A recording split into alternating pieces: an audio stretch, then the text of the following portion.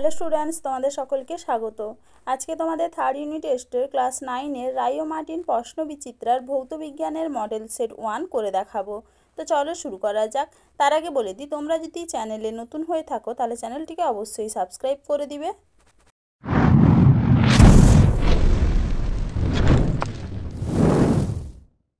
দেখে নিই গ্রুপ এ।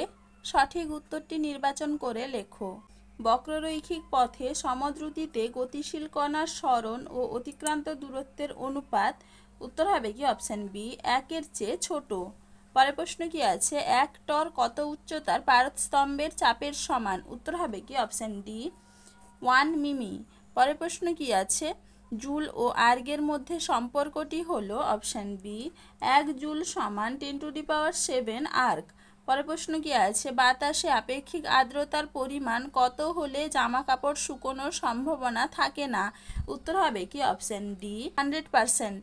পরের প্রশ্ন কি আছে? শব্দ তরঙ্গ সংগ্রহ এবং কেন্দ্রীভূত করে অপশান এ কর্ণছত্র। পরের প্রশ্ন কি আছে? একটি জলপূর্ণ পাত্রে একটি লোহার টুকরো নিমজ্জিত করলে 100 সেমি কিউব জল পাত্র থেকে অপসারিত হয়। লোহার ঘনত্ব 7.8 গ্রাম ইন্টু সেমি -3 হলে লোহার খণ্ডটির ভর কত? উত্তর হবে কি? Option B, 0.78 KG. পরের প্রশ্ন কি আছে? প্রদত্ত কোন ধাতুটি লঘু HCl এর সঙ্গে বিক্রিয়া করে H2 গ্যাস উৎপন্ন করে না? উত্তর হবে কি? Option D, PB. চলো এবারে পরের প্রশ্ন দেখে নিই। H3PO3 কতগুলি অ্যাসিড লবণ গঠন করে? উত্তর হবে কি? অপশান এ, 2টি। পরের প্রশ্ন কি আছে? কোনটি ক্ষেত্রে টিন্ডাল এফেক্ট দেখা যায়? উত্তর হবে কি? অপশান এ, স্টার্চ দবন। পরের প্রশ্ন কি আছে? এসটিপিতে হাফ মোল SO2 গ্যাসের আয়তন হলো অপশান বি, 11.2 লিটার। পরের প্রশ্ন কি আছে? একটি পরমাণু M এর ভর সংখ্যা 27 এবং নিউট্রনের সংখ্যা 14 হলে M3+A ইলেকট্রনের সংখ্যা কত? উত্তর হবে কি? Option B, 10। চলো এবার পরের প্রশ্ন দেখে নিই। সাধারণ লবণ ও জলের মিশ্রণকে সম্পূর্ণরূপে পৃথক করা যায় অপশান বি, পাতন পদ্ধতিতে। পরের প্রশ্ন কি আছে? নক-নি সিনড্রোম রোগ হয় অপশান এ, ফ্লোরাইড দূষণের ফলে। কি হবে? ফ্লোরাইড দূষণের ফলে। সঠিক উত্তর হবে অপশান এ। চলো এবারে গ্রুপ বি দেখে নিই। নিম্নলিখিত প্রশ্নগুলির অতি সংক্ষিপ্ত উত্তর লেখো। বার্ন কি? উত্তর হবে কি? মেট্রিক পদ্ধতিতে ক্ষেত্রফল পরিমাপ করার একক। পরের প্রশ্ন কি আছে? অণুপরমাণুর ভর মাপার জন্য ব্যবহৃত ইউ এককের সম্পূর্ণ নাম কি? উত্তর হবে কি? Unified atomic mass unit. পরের প্রশ্ন কি আছে? ml⁻⁻1 T⁻⁻2 কোন ভৌত রাশির মাত্রীয় সংকেত? উত্তর হবে কি? চাপের। চলো এবার পরের প্রশ্ন দেখে নিই। কোনো বস্তুর বেগ সময় লেখচিত্রটি সময় অক্ষের সঙ্গে লম্ব হতে পারে কি? উত্তর হবে কি? না। পরের প্রশ্ন কি আছে? সমমন্দনে গতিশীল বস্তুকণার বেগ সময় লেখচিত্র অঙ্কন করো। দেখে নাও, এখানে অঙ্কন করা আছে। পরের প্রশ্ন কি আছে? বল ইকুয়াল টু ভর ইন্টু এক্স। CGS পদ্ধতিতে এক্স এর একক লেখো। উত্তর হবে কি? সেমি/সেকেন্ড স্কোয়ার। পরের প্রশ্ন কি আছে? সত্য বা মিথ্যা লেখো। স্থিতিস্থাপক সীমার মধ্যে অনুদৈর্ঘ্য বিকৃতি ও অনুদৈর্ঘ্য পীড়নের অনুপাত হলো ইয়ং গুণাঙ্ক। এটা হবে কি? সত্য। পরের প্রশ্ন কি আছে? ধারা রেখাগুলি একটি নির্দিষ্ট দূরত্ব অতিক্রম করার পরস্পরকে ছেদ করে। এটা হবে মিথ্যা। চলো এবারে পরের প্রশ্ন দেখে নিই। একটি পাম্পের ক্ষমতা 1.2 কিলোওয়াট বলতে কি বোঝায়? দেখে না উত্তরটা তোমরা। একটি পাম্পের ক্ষমতা 1.2 কিলোওয়াট বলতে বোঝায় যে পাম্পটি প্রতি সেকেন্ডে 1200 জুল কাজ করতে পারে। 1.2 kilowatt equal to 1200 joule per second. দেখে নাও। চলো এবার পরের প্রশ্ন কি আছে? একটি দম দেওয়া খেলনায় কোন শক্তি কোন শক্তিতে রূপান্তরিত হয়? উত্তর হবে কি? স্থিতিশক্তি গতিশক্তিতে রূপান্তরিত হয়। পরের প্রশ্নে সত্য বা মিথ্যা লেখো। 10 মিনিটে 3600 জুল কাজ করে থাকলে ব্যক্তির ক্ষমতা হবে 5 ওয়াট। এটা হবে কি? মিথ্যা। পরের প্রশ্ন কি আছে? বায়ুর আপেক্ষিক আর্দ্রতা নির্ণায়ক যন্ত্রটির নাম লেখো। উত্তর হবে কি? হাইগ্রোমিটার। কি হবে? হাইগ্রোমিটার। পরের প্রশ্ন কি আছে? শূন্যস্থান পূরণ করো। দুটি বস্তু তাপীয় সাম্যে থাকে যদি তাদের ড্যাশ সমান হয়। কি হবে? তাপমাত্রা।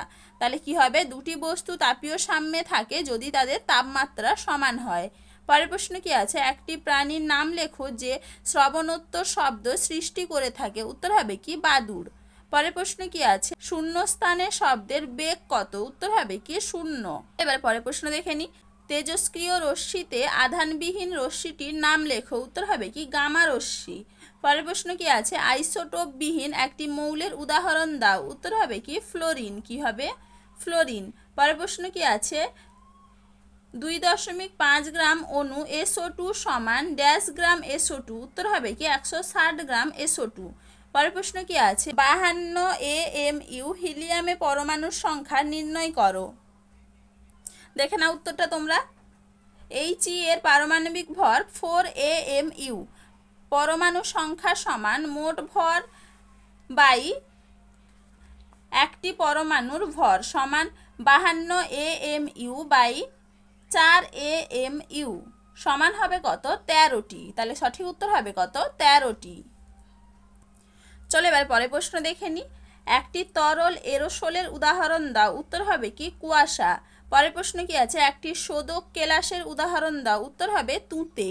বিস্তৃত দশা তরল এবং বিস্তার মাধ্যম গ্যাসীয় এমন একটি কলোয়ীয় দ্রবণের উদাহরণ দাও। উত্তর হবে কি কুয়াশা।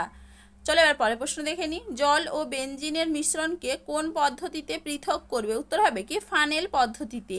পরের প্রশ্ন কি আছে, ক্রুড অয়েল কি। দেখে নাও উত্তরটা তোমরা। দেখে নাও, ক্রুড অয়েল হলো অপরিশোধিত পেট্রোলিয়াম যা বিভিন্ন হাইড্রোকার্বন ও অন্যান্য যৌগ দিয়ে গঠিত। দেখে নাও একটু ভালো করে। চলো এবার পরের প্রশ্ন দেখে নি, তরলের উপরিস্থিত চাপ বাড়ালে স্ফুটনাঙ্কের কিরূপ পরিবর্তন হবে। উত্তর হবে কি বৃদ্ধি পাবে। চলো এবার পরের প্রশ্ন দেখে নি, বাম স্তম্ভ ও ডান স্তম্ভ মেলাও। দেখে নাও, এখানে করে দেওয়া আছে, তোমরা একটু দেখে নাও।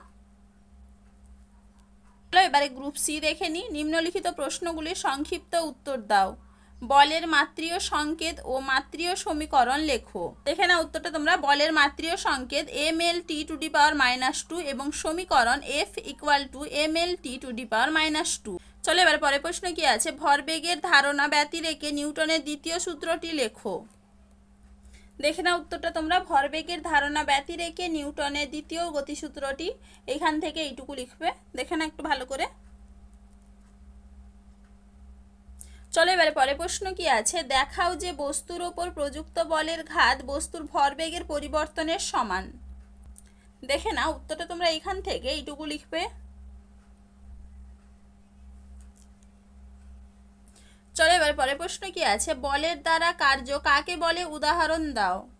দেখে নাও, বলের দ্বারা কার্য, কোনো বস্তুর ওপর বল প্রয়োগ করলে যদি বলের প্রয়োগ বিন্দুর সরণ প্রযুক্ত বলের অভিমুখে হয় তবে বলা হয় যে প্রযুক্ত বল দ্বারা কার্য করা হয়েছে। একে ধনাত্মক কার্যও বলে।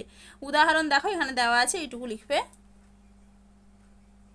চলো এবার পরের প্রশ্ন কি আছে, ইকোলোকেশন কি। দেখে নাও ইকোলোকেশন, তিমি, বাদুড়, ডলফিন প্রভৃতি প্রাণীরা তাদের গতিপথ নির্ধারণের জন্য এবং তাদের খাদ্য বা শিকার অনুসন্ধানের জন্য শব্দোত্তর শব্দ তরঙ্গ ব্যবহার করে। এই শব্দ তরঙ্গ ব্যবহার করে এভাবে কোনো বস্তুর অবস্থান জানার পদ্ধতিকে বলে ইকোলোকেশন বা প্রতিধ্বনি সন্ধান। দেখে নাও। চলো এবার পরের প্রশ্ন কি আছে, সোনারের পুরো নাম লেখো। Sound navigation and ranging. প্রশ্ন কি আছে, শব্দের গুণ বা জাতি কাকে বলে।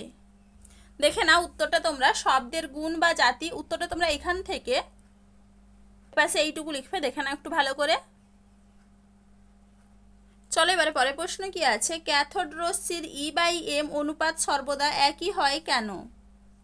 দেখে নাও উত্তরটা তোমরা এখান থেকে এইটুকু লিখবে। দেখে নাও একটু ভালো করে।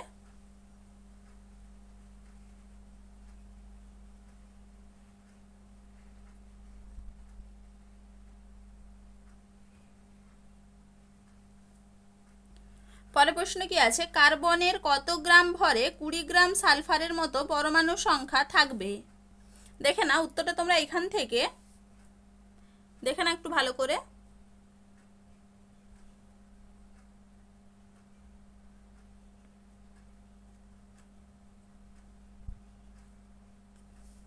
এইটুকু লিখবে।